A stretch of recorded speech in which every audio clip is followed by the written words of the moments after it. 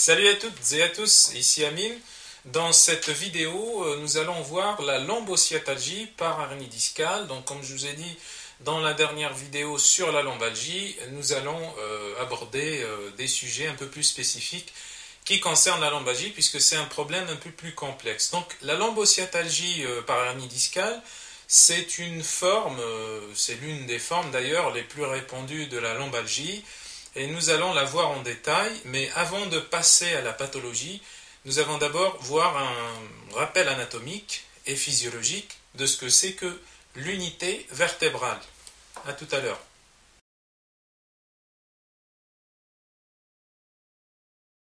Donc ce que vous voyez ici, c'est une unité vertébrale fonctionnelle.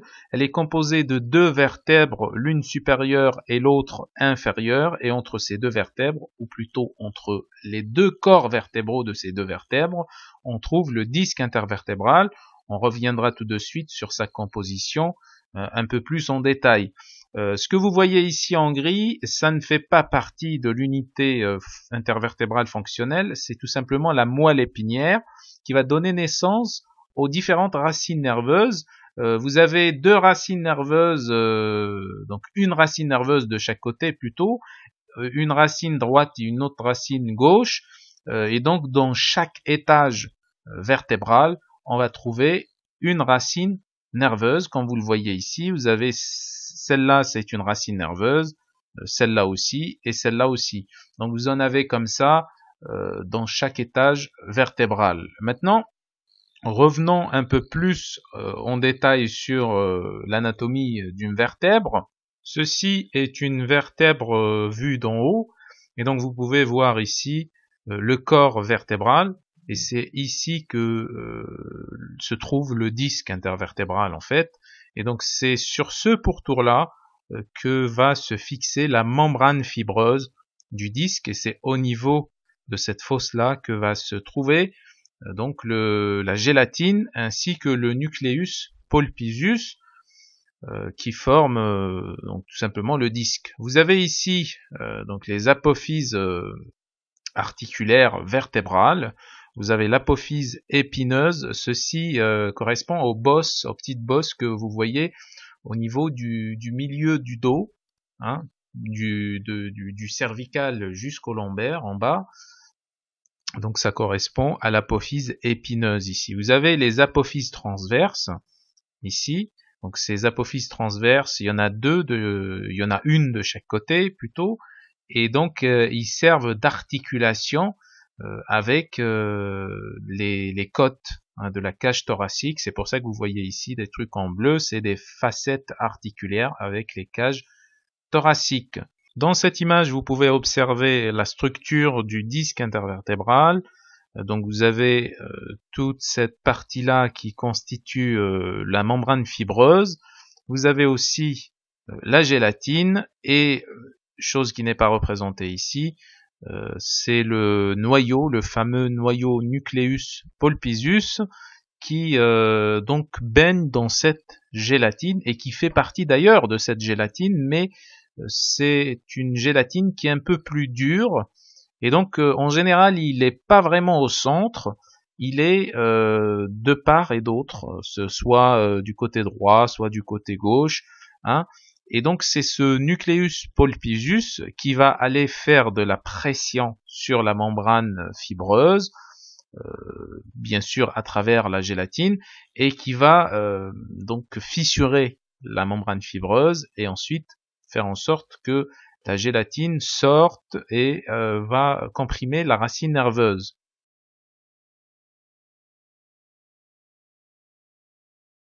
Comme on vient de le voir dans cette présentation sur l'anatomie de l'unité vertébrale, donc le maillon faible de l'unité vertébrale, c'est bien entendu en général le disque intervertébral, et le maillon faible au niveau du disque intervertébral, c'est la membrane fibreuse qui empêche donc la gélatine et le nucleus pulposus de sortir et d'aller donc comprimer la racine nerveuse.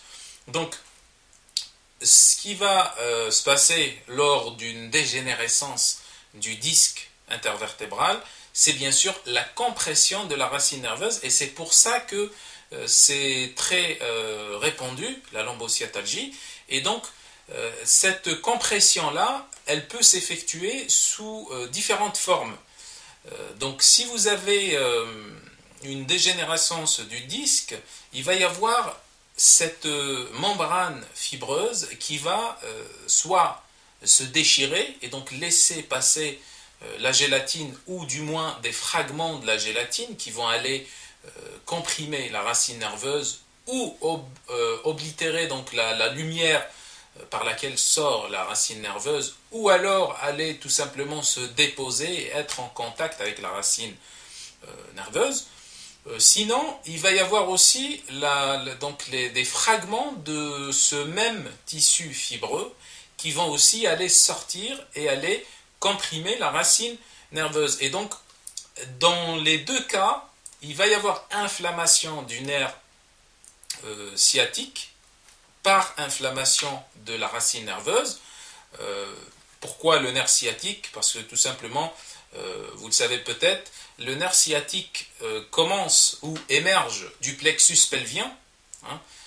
Les plexus, c'est des chaînes de plusieurs nerfs qui sont rassemblés dans un seul endroit ou de plusieurs fibres nerveuses. Et donc, on a dans la partie pelvienne, on a le plexus pelvien, on a le plexus honteux, qui sont les deux plus grands plexus et qui, bien sûr, émergent des différentes racines nerveuses lombaires en général. Donc, ce plexus pelvien va donner naissance au nerf sciatique, à deux nerfs sciatiques, bien sûr, le droit et le gauche, qui vont aller innerver les deux membres inférieurs. Donc, ce nerf sciatique va s'enflammer, hein, c'est des fibres nerveuses qui vont s'enflammer parce qu'à la racine, il y a une compression et qu'à la racine, il y a une inflammation aussi. Donc, en général, la face de la racine, si on parle de la 5e lombaire et de la première sacrée, c'est-à-dire la première vertèbre sacrée, ou de la 4e lombaire et de la 5e lombaire, c'est en général ces deux donc, étages vertébraux qui vont constituer le nerf sciatique par la suite dans le plexus pelvien. Donc ce nerf sciatique va s'enflammer parce que la racine est comprimée et qu'elle est enflammée, et donc il va donner suite par des douleurs au niveau, dans un premier temps, de la fesse, hein, de la partie externe de la fesse, et ensuite la douleur va continuer. S'il y a toujours compression, il va y avoir de la douleur au niveau de toute la partie postérieure du membre inférieur, cuisse, creux poplité au niveau du genou, aussi le mollet ou la partie postérieure de la jambe, ça peut aller jusqu'au gros orteil. Et donc ce qu'il faut savoir, c'est que pour évaluer la gravité de la situation et le degré donc, de compression de ce disque par rapport à la racine nerveuse, eh bien tout simplement il suffit d'observer la douleur, le niveau de la douleur. Plus la douleur descend, plus on a une plus grande compression. Plus la douleur remonte, plus on a une rémission de cette compression. Donc il y a une corrélation entre la compression au niveau de la racine nerveuse et la douleur, ou plutôt l'irradiation de la douleur au niveau du membre inférieur. Maintenant, quels sont les facteurs qui vont faire en sorte que ce disque intervertébral commence à dégénérer et que ce disque intervertébral va ensuite provoquer un processus inflammatoire au niveau du nerf sciatique? Les facteurs sont multiples. Il y en a deux facteurs. L'un, il est très connu, c'est par rapport tout simplement au poids de la personne, ou par rapport aussi aux charges, au poids des charges qu'elle porte au quotidien. En général, les personnes en surpoids ou les personnes obèses, on va trouver qu'ils sont obèses au niveau de la ceinture abdominale. Donc c'est ici que va s'accumuler la plupart du gras, on va dire. Et donc cette partie-là, elle est supportée par les deux étages vertébraux qui peuvent provoquer une lombosciatalgie, qui sont la L4, L5 et la L5, S1. Donc, si vous portez une charge lourde, ça va aller directement, ce poids-là va être transmis directement au niveau de ces deux étages vertébraux qui, eux, supportent la plus grande partie de la charge, plus que les autres vertèbres, plus que les autres étages vertébraux. Si vous avez aussi une obésité morbide ou une obésité tout court ou un surpoids, eh ben, ça va venir donc influer sur la qualité du disque, sur la santé du disque de ces deux étages-là. Vous avez aussi, ça c'est très connu, vous avez aussi un autre facteur qui n'est pas presque pas du tout connu même par les professionnels de la santé et par les médecins aussi, c'est le facteur métabolique. Et quand on dit facteur métabolique, on entend une objection venir de loin comme ça. Oui, mais le disque intervertébral, il n'est pas du tout irrigué, donc il n'y a pas de problème au niveau du métabolisme du disque intervertébral. C'est un peu vrai, mais c'est à la fois vrai et c'est à la fois faux. Parce que le disque intervertébral, qui n'est pas irrigué, c'est vrai, la plus grande partie du disque intervertébral n'est pas irrigué, mais c'est la gélatine et le nucleus pulposus qui n'est pas irrigué par les capillaires sanguins. Sauf que le pourtour ou la membrane fibreuse, elle, est bien irriguée par des capillaires sanguins, et s'il y a un problème cardiovasculaire de circulation sanguine, eh bien cette membrane va commencer sa dégénérescence, va commencer à se fissurer, ensuite à se fragmenter, ensuite elle va laisser la gélatine sortir à l'extérieur et aller comprimer le nerf ou la racine nerveuse. Donc si vous voulez, si vous avez une hypertriglycéridémie, si vous avez une hypercholestérolémie, si vous avez des problèmes cardiovasculaires, si vous êtes obèse, si vous ne pratiquez aucune activité physique, si tout simplement vous avez un problème au niveau de l'agrégabilité du sang, au niveau de la fluidité du sang, etc. Donc là, vous aurez forcément un problème au niveau du disque intervertébral, d'ailleurs de tous les disques intervertébraux. Vous aurez même des problèmes au niveau des cervicales. Mais là, ce n'est pas notre sujet, mais en gros, vous aurez un problème de dégénérescence discale au niveau de tous les étages, mais les étages les plus exposés sont le disque intervertébral qui est entre la L4, L5 et celui qui est entre la L5, S1. C'est ça qui nous intéresse ici, parce que c'est ça qui va provoquer la lombosciatalgie. Pourquoi? Parce que tout simplement, les racines nerveuses qui sortent à côté de ces disques-là vont aller par la suite, comme je viens de le dire, former le nerf sciatique à partir du plexus pelvien. Donc là, si vous voulez, c'est un facteur vraiment très important qui est ignoré par la plupart des gens. Et c'est pour ça que les gens qui ont des triglycérides, qui ont du cholestérol et qui ont d'autres problèmes cardiovasculaires, c'est pour ça qu'ils ont, en général, ils ont des problèmes de dos. C'est pour ça. Maintenant, ces deux facteurs-là constituent vraiment la plupart des lombosciatalgies, la cause de la plupart des lombosciatalgies. Et donc, il n'y a pas que ces facteurs-là. Il y a d'autres facteurs. On ne va pas parler des facteurs infectieux, on ne va pas parler des facteurs traumatiques. Si on reçoit un coup directement au niveau de la zone lombaire basse. On ne va pas aussi parler de problèmes aussi génétiques, etc., etc. Il y a plein d'autres facteurs, mais qui ne sont pas significatifs au niveau de l'épidémiologie, c'est-à-dire que la plus grande partie des lombosciatalgies sont dues aux facteurs mécaniques, c'est-à-dire le poids, et aux facteurs métaboliques, c'est-à-dire les problèmes cardiovasculaires.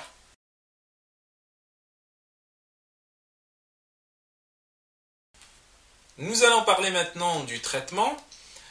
Nous avons donc plusieurs types de traitements, mais en gros nous avons deux catégories de traitements, comme je l'ai dit dans la dernière vidéo sur la lombalgie, le traitement de fond et le traitement adjuvant. Donc le traitement de fond, puisque c'est un problème mécanique, il va être un traitement en général mécanique ou dans certains cas chirurgical.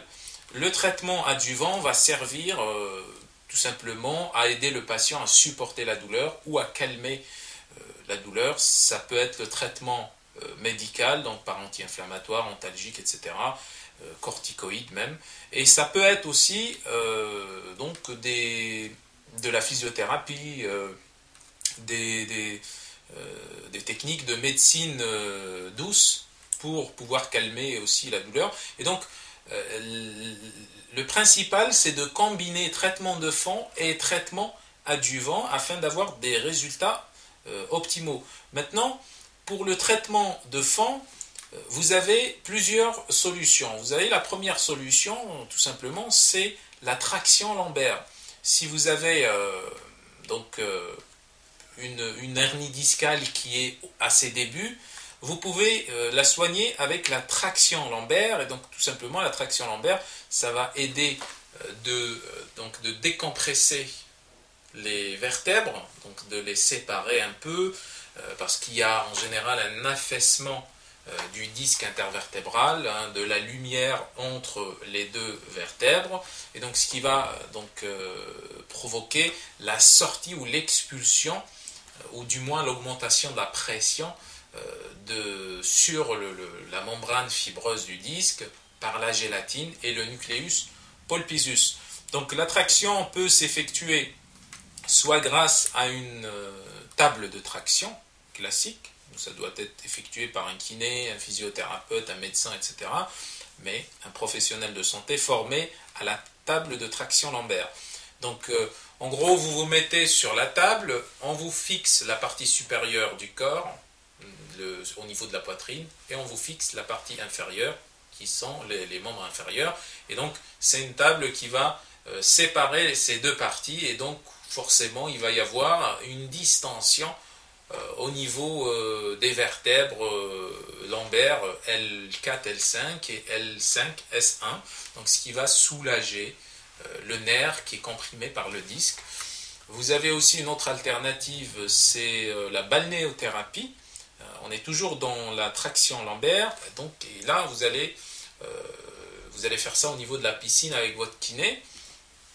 Ça soulage aussi la poussée d'Archimède qui va soulager toutes les vertèbres du dos et notamment bien sûr les deux derniers étages lombaires qui vont bénéficier aussi de cette force d'Archimède. Donc vous avez aussi un autre moyen aussi, c'est là vous pouvez aussi utiliser donc l'effectuer avec votre kiné ou avec votre préparateur physique, etc. C'est de vous agripper dans une barre fixe et d'apprendre à relâcher vos muscles.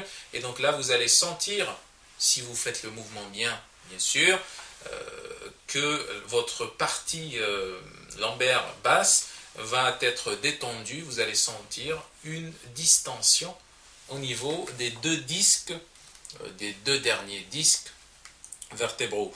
Vous avez aussi la solution qui est vraiment actuellement en vogue, qui est la manipulation vertébrale, la manipulation ostéopathique, c'est-à-dire qu'elle s'effectue par un ostéopathe ou un chiropracteur.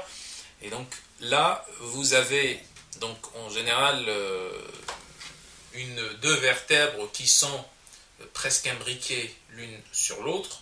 Le disque intervertébral, il est soit dehors en train de comprimer le nerf, soit est en train de sortir, à moitié sorti. Et donc là, qu'est-ce qu'il va faire l'ostéopathe? Eh bien, tout simplement, il va aider au reboutement de l'unité vertébrale, c'est-à-dire que en bougeant avec une certaine force, c'est ce qui fait la manipulation et le craquement au niveau de la manipulation ostéopathique, donc en bougeant d'une certaine force l'unité vertébrale, hein, en utilisant, bien sûr, on ne va pas faire un cours d'ostéopathie, en utilisant l'effet de levier et des bras de levier. On pourra faire par la suite une autre vidéo sur l'ostéopathie. Donc en gros, vous avez la traction sur table, la traction par balnéothérapie en piscine, la traction par manipulation ostéopathique, et vous avez aussi une autre forme de traction qui est très intéressante aussi, surtout au niveau discal, lorsque le disque n'est pas vraiment sorti, mais lorsque la douleur commence à se faire sentir au niveau de la fesse. Hein. Si la douleur est au niveau de la fesse, la méthode sera assez efficace. Bon, ça peut aussi fonctionner même si la douleur est en bas au niveau de la plante des pieds. Mais en général, ça fonctionne beaucoup plus au niveau de la fesse, voire la partie haute de la cuisse, et qui s'appelle la méthode Mackenzie. La méthode Mackenzie, ça a été développé par un kinésithérapeute qui s'appelle Mackenzie, tout simplement, et donc qui a développé une série de postures qui vont permettre de recentrer le disque intervertébral au niveau de l'espace intervertébral, et donc qui va essayer de le recentrer, et donc qui est suivi par la suite par des renforcements musculaires afin d'éviter au disque intervertébral de ressortir par la suite. Donc ça, ce sont les grandes méthodes. Vous avez d'une part la traction et vous avez d'une autre part la méthode Mackenzie. Ce sont les grandes méthodes mécaniques qui permettent un traitement de fond. Maintenant, si ces méthodes-là ne fonctionnent pas, ou si donc c'est évident quand on voit un scanner ou une radio que les fragments sont trop grands pour être corrigés par l'une de ces méthodes-là, donc vous avez ensuite la chirurgie. La chirurgie s'effectue en général par des micro-prélèvements, on appelle ça la microchirurgie, qui s'effectue sous anesthésie générale. Ça dure à peu près en moyenne 30 minutes. Mais si vraiment il y a une migration de tout le disque et vraiment une grande compression au niveau de la racine nerveuse, là on va ouvrir sérieusement, et c'est une opération qui pourrait durer plus de 2 heures. On va ouvrir donc au niveau du bas du dos, on va donc nettoyer toute cette gélatine, donc faire une ablation du disque et fixer donc les unités vertébrales là où les unités vertébrales défectueuses, en général, il n'y a pas qu'une seule unité vertébrale. Quand on arrive à ce stade, en général, c'est 2, voire 3 à 4 unités vertébrales qu'on doit fixer par des broches ou des plaques. Et donc ça, c'est le travail du neurochirurgien et de l'orthopédiste. Donc ça, c'est en ce qui concerne les traitements de fond. Vous avez les traitements adjuvants, et donc en gros, c'est des traitements assez simples. Vous avez votre médecin qui va vous prescrire des anti-inflammatoires ou alors des antalgiques. Dans certains cas, il y a certains médecins qui utilisent des corticoïdes, pas en voie générale, mais par infiltration, mais il y a beaucoup de risques concernant les corticoïdes. Que vous les prenez par voie générale, donc ça va provoquer une dépendance. Il y a une manière de les prendre en tout cas qui va réduire cette dépendance, mais ça va aussi provoquer d'autres problèmes au niveau rénal, au niveau glandulaire plutôt, au niveau des surrénales. Et vous avez aussi des infiltrations directes au niveau des vertèbres. Et donc ça aussi, il y a un risque de nécrose des tissus qui ont été infiltrés par ces corticoïdes. Donc c'est pas vraiment très utilisé par les praticiens, mais il y en a qui l'utilisent, bien sûr. Vous avez aussi le choix des traitements, j'aime pas dire alternatifs, mais des traitements de médecine douce, qui sont la physiothérapie, l'électrothérapie, les ultrasons, la chaleur par des infrarouges, la cryothérapie aussi, ça peut être une solution. On peut aussi combiner tous ces traitements-là.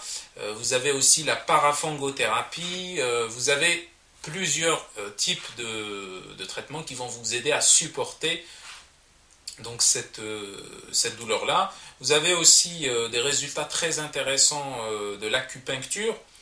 L'acupuncture, ça a des résultats hyper intéressants, mais tous ces traitements-là, ça ne traite pas le problème du fond, puisque le problème du fond, il est mécanique, et que ces traitements-là vont diminuer la douleur, voire dans certains cas la supprimer pendant une certaine période, qui vont aider le patient à supporter cette douleur, et en plus de ça, on doit associer un traitement de fond. Maintenant, ça, c'est, on va dire, dans l'immédiat. Maintenant, vous avez, sur le long terme, vous avez, on ne va pas dire un traitement, mais vous avez un ensemble de précautions ainsi que d'exercices à accomplir tout au long des mois, voire des années à venir, afin de prévenir toutes sortes de problèmes lombaires, pas que de la lombosciatalgie, mais d'autres problèmes lombaires aussi. Parce que si vous aviez eu déjà une lombosciatalgie, ça veut dire que vous êtes prédisposé à avoir toutes sortes de lombalgies. Donc, ces précautions, c'est des précautions d'hygiène de vie, c'est tout à fait normal. Vous ne devez pas prendre des charges qui sont assez lourdes. Vous ne devez pas, vous devez vous restreindre à votre régime alimentaire anti-cholestérol si vous avez du cholestérol, anti-triglycérides si vous avez des tri, anti-hypertenseur, etc. Vous devez prendre vos médicaments régulièrement. Vous devez, si vous êtes obligé de prendre quelque chose de lourd, utiliser une certaine technique, par exemple de fléchir le genou et de verrouiller le dos. Je ferai une vidéo aussi sur le verrouillage lombaire et la flexion des genoux pour prendre des charges de tout poids. Et donc, toutes ces précautions-là, elles sont à prendre en compte durant ce qui vous reste à vivre, tout simplement. Vous avez aussi d'autres exercices à effectuer qui sont principalement des exercices d'étirement et des exercices de renforcement musculaire. Des exercices d'étirement, pourquoi? Parce que tout simplement vos muscles lombaires participent activement aussi à la santé de l'unité vertébrale, des unités vertébrales, et s'ils sont contractés, vous allez avoir aussi des problèmes lombaires, mais aussi vous avez des exercices de renforcement musculaire qui vont aider à supporter le poids, votre poids corporel et le poids, on va dire, de ce que vous allez porter si vous êtes obligé de porter quoi que ce soit. Donc, c'est plus les muscles lombaires et les muscles abdominaux, et là quand je dis abdominaux, je ne parle pas du grand droit et des obliques, je parle du transverse de l'abdomen. Le transverse de l'abdomen, c'est le muscle le plus profond de l'abdomen qui est en contact avec le péritoine et qui englobe tous les organes abdominaux, l'estomac, le foie, etc., les reins. Et donc, ce muscle-là, il est fixé au niveau des apophyses transverses des vertèbres, c'est-à-dire les apophyses transverses, c'est les apophyses ou les reliefs osseux qui sont de part et d'autre des vertèbres. Il est aussi fixé au niveau de l'os iliaque, l'os du bassin, et au niveau aussi des côtes flottantes. Les côtes flottantes sont les dernières côtes en bas, donc de la cage thoracique bien sûr. Donc ce muscle-là, c'est un muscle, c'est pas une gaine ou voilà, c'est un muscle qui joue le rôle de corset, donc qui va bien serrer vos organes internes, vos organes abdominaux, et donc qui va empêcher une cambrure au niveau une cambrure excessive au niveau de votre colonne lombaire, et donc qui va protéger vos disques intervertébraux d'une surcharge ou une surpression. Donc si vous renforcez le transverse de l'abdomen, si vous renforcez les muscles lombaires qui sont au niveau postérieur et en bas de la colonne vertébrale, je ne pense pas qu'il y aura de raison que vous allez faire une rechute par la suite, soit de lombocytalgie ou d'autres formes de lombalgie. Mais il faut vraiment prendre le temps de renforcer ces muscles lombaires et abdominaux. Il faut aussi prendre le temps de s'étirer régulièrement. Par la suite, maintenant j'ai pas vraiment les moyens de vous faire des vidéos sur comment faire des exercices pratiques, etc. Mais je suis en train de mettre en place tout ça et par la suite je vous ferai ce genre de vidéo. Donc je vous dis à très bientôt. Si vous avez apprécié, n'hésitez pas à partager autour de vous. Et donc je vous dis dans une nouvelle vidéo. Ciao!